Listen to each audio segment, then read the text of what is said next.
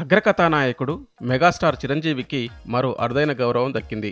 4 దశాబ్దాలకు పైగా సినీ రంగానికి ఆయన అందిస్తున్న విశేష సేవలను యూకే ప్రభుత్వం గుర్తించింది. ఈ మేరకు చిరంజీవికి జీవిత సాఫల్య పురస్కారం అందించాలని యూకే పార్లమెంట్ నిర్ణయించింది. మార్చి 19న చిరంజీవి ఈ అరుదైన గౌరవాన్ని అందుకోనున్నారు.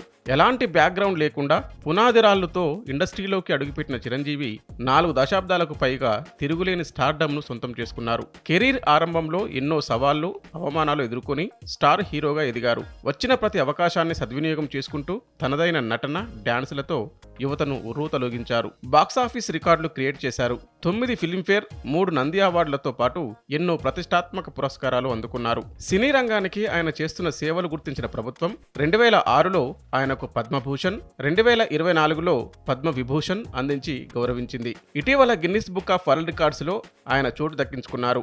156 చిత్రాలు, 537 పాటలు, 24,000 స్టెప్లతో అలరించినందుకు ఈ రికార్డు దక్కింది. ఇక ప్రస్తుతం ఆయన విశ్వంబర సినిమాలో నటిస్తున్నారు. వశిష్ఠ దర్శకత్వంలో ఇది తెరకెక్కుతోంది. దసరా ఫేమ్ శ్రీకాంత్ ఓదెల దర్శకత్వంలో మరో కొత్త ప్రాజెక్టుకు సంతకాలు చేశారు.